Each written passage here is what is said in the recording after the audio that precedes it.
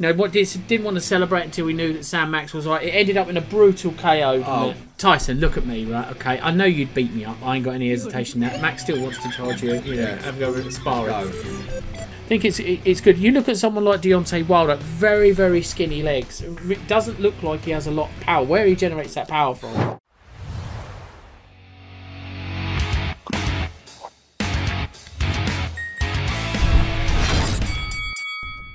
Hi guys, and welcome back to No Fucks Given with my pal Max. Now, how you doing, bud? I'm all good. I'm all good. In the same place. Yeah. So we're in the same place. We were in Sheffield on Saturday night for the fight between Dalton Smith and Sam Max. It was a good night, wasn't it? I'll tell you what, it was a brilliant night, especially this seats. We couldn't get any closer. And that's big shout out. Thank you very much to Eddie Hearn and all your team there at Matchroom for sorting it out. And long may it continue. We really enjoyed it. So, while we're on the subject, let's talk about the Dalton Smith-Sam Maxwell fight. I got to talk to Dalton afterwards. It was a fantastic performance. Very nice young man, this. You know, didn't want to celebrate until we knew that Sam Max was right. It ended up in a brutal KO, didn't it? Wow. It was, I'll tell you what, if you'd been there, that punch, what floored Maxwell, was so loud, even over the crowd, you could hear it. It was a devastating punch, and I'm not surprised he never got up. Yeah, he didn't. And all kudos to Sam Maxwell, a great fighter, and we're really pleased he did get up. They put him on a bit of boxing, which is about normal now. Got all things back into his system, and away he went. And we wish him a very, very speedy recovery. There was a couple of other good fights on that night. So the Tom McCormack fight, that was wonderful. Ben Davidson's protege there. Yeah. I'll tell you what. I was really impressed with how composed he was in the ring. He sort of dominated everything, you know. Even in I think it was the first round or second round, like he rocked him, didn't he? Yeah, I think he did. Dixon, he did. Yeah, and then of course he put him down. I think it was the 6th or the 7th, and he didn't come out of his corner. No. That was the right decision to make. And I think we were talking to a couple of other reporters and just saying, look, you know, it's not about you shouldn't let him come out. He's obviously going to get hurt, and thankfully they didn't. Yeah, I think Cormac was just too much, too strong, too powerful, and was clearly outboxing him throughout the whole rounds they was in. Yeah, and I think there was only one controversy in the night. Hopey Price, by the way, he got a stoppage victory, didn't he? TKO again in the corner, so his journey continues.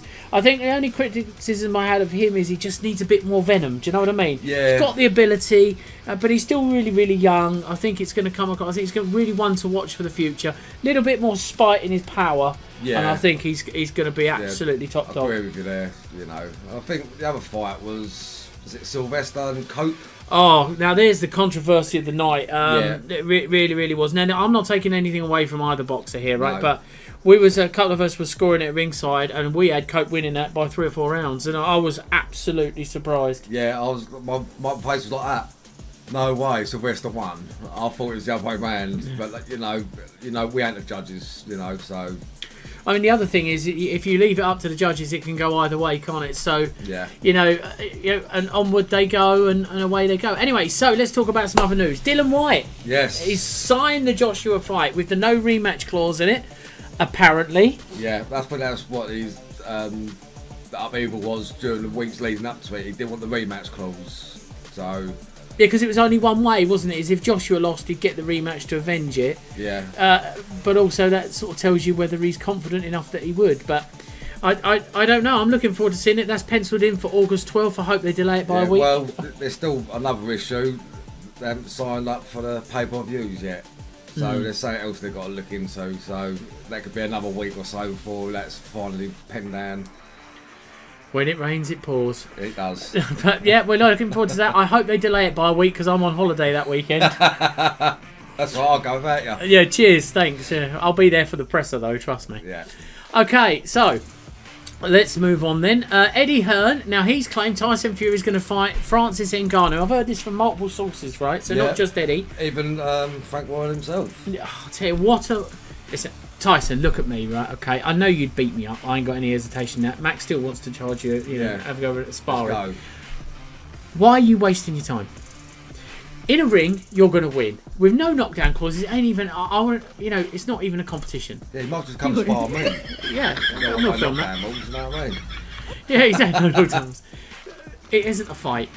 It's not a fight. It really isn't. I mean, it's just, this is just, it's almost bordering on bringing boxing into disrepute. Yeah, I'll tell you what, I'm that close. I'm not even going to watch it. Yeah. It's terrible, absolutely terrible. There is a number of top 10 fighters in but a WBC that you can fight. There's probably top 20 you can fight, which are across all different, governing bodies.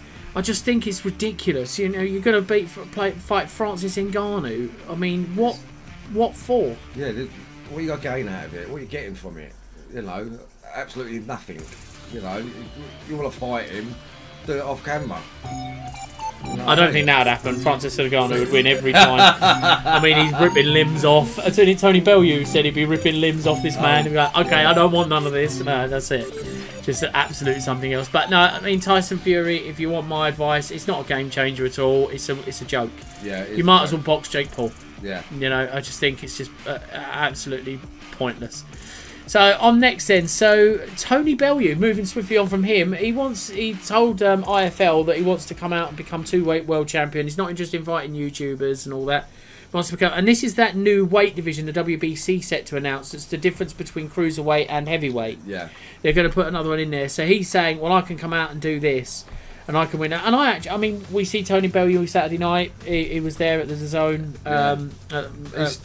I know he's been out of the ring for quite a while, but he still looks in shape. You know what I mean? Well, I look in shape, but round is a shape. But no, I think he comes out. I think he does well. I think, you know, he used to be a boxing bad boy, but actually, you know, he really isn't like that. He really isn't like that. He's a nice guy. I mean, I think if you upset him, you could probably, you know, pull it the wrong way. But yeah, it's called the Bridgerweight title, the WBC, and I wonder whether that's a good idea, you know, to actually put that in all the governing bodies that weight. I think it's good. You look at someone like Deontay Wilder, very, very skinny legs. It doesn't look like he has a lot of power. Where he generates that power from, I don't know. But I'll tell you what, that man has got power. Like Tyson Fury says, that man can break bones. Well, all of them can break bones, can't they? I mean, he says Wilder is a phenomenal puncher. He punches very hard. Yeah, but he's a one-trick pony.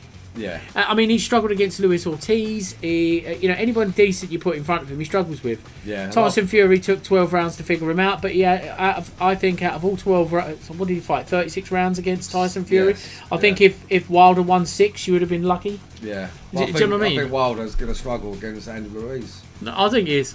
I think that man's got iron chin, you know what I mean? What is it? Who was it we were speaking to the other day? He said that he said Ricky Hatton. So we were talking to Ricky Hatton the other day, and he said sometimes you come in against guys you could hit with a brick and they don't go nowhere. Yeah, and I think that's Andy Ruiz is one of them. I think definitely. And so, not only can he take a punch, he can give one out. Oh yeah, that's it. You clump on the dime. So I honestly believe, Tony, if you want to come out and you want to fight, you want to become 2-weight world champion at the Bridgerweight title, I think you've got every chance in the world. We'd love to come see it. We'd support you all the way. And yeah, I think it's a good idea. Just do it for the right reasons, the desire and the hunger and want to do it. You know, that's exactly what he said. He doesn't want to fight YouTubers, so good on him. That's it. Good on him. So, you know, McCormack, I want to go back until Saturday night. So there was a lot of talk about that. Ben Davidson's prodigy, Pat McCormack. You know, it was absolute peach of a right hand. Absolute peach. Knocked him down at the end in the fourth. Sorry, it was the fourth round. And it did. I mean, he got to the end. They give him the standing count even after the bell. And I think he's corner right. But this guy is going to have a real future, isn't he? Oh, yeah, definitely. He impressed me from start to finish. He did. And he's a lovely man out of the ring as well as he is in the ring, you know. We bumped into him a few times during the day before and on the night, you know, so... That was good. That was good. I mean, there was some other good fights on the card that night as well. Bostan, he did well, didn't he? Yeah, he did. He did do extremely well. You know, but the only thing what sort of bugged me with him, I think, a bit showboaty, but he's got the talent there. You know what I mean? Well, I think as well. I mean, when you look at him, he really does have that. I mean, there was a couple of his fans or family sitting behind us shouting, "Stop showboating!" So we couldn't agree more. You know, just work behind your jab, work behind your jab. And Corey O'Regan, he did well. He was opening on the bill. He looked pretty good. Good. He just definitely is perfectly good shaped body. That guy, jeepers, he's a girl's nightmare. That one, wasn't he? And I'll tell you what was a good fight was Ferreira and Zamora. Yeah, it was, wasn't it? Brazilian versus Mexican. Wow. So what we're going to do is next time, to make a few more knockdowns and knockouts, we're going to put bricks on the end of their gloves, right? Because it's just the two real tough girls, wouldn't they? Cool, yeah. I mean, they battled it out from start to finish. Those, you know, at one point I thought it was men fighting. Yeah, they were good. Were good. And the last thing today, KSI gives Tommy Fury hard deadline. Fury says no, you can accept 185. And then KSI says, okay, I'll fight you at 185. What fucking showground is that? I mean, it's just nonsense, isn't it? Yeah, but I'll still feel that if this fight does go happen, I think KSI is going to put Tommy bang in trouble. I'll go the other way. I'm on Tommy Fury's side. I think he deals with KSI pretty quickly. No, I think KSI is going to be too much for Tommy to handle. Do you know why? He struggled hard against Jake Paul. Yeah, I'll tell you why I think he struggled against Jake Paul. I think the event got to him.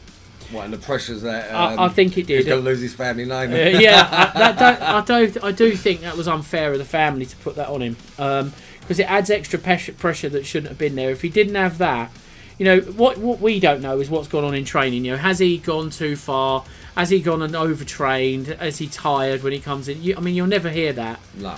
But obviously, those pressures that he was under, I think, is different to this now, and that's why I think he deals with KSI inside of 7 rounds. Well, I'm going to disagree with you. I think it's going to be the other way around. I've got a feeling KSI, if he hits him square with the jaw, I think he puts him down and that. I don't know. I don't know if he possesses enough power. Anyway, guys, so that's it from No Fucks Given. Thanks very much for tuning in. We'll see you again on next week's show. And there's no boxing in the UK next weekend, or not mainstream boxing, but we'll soon keep you up to date. So take care, guys, and we'll see you again next week.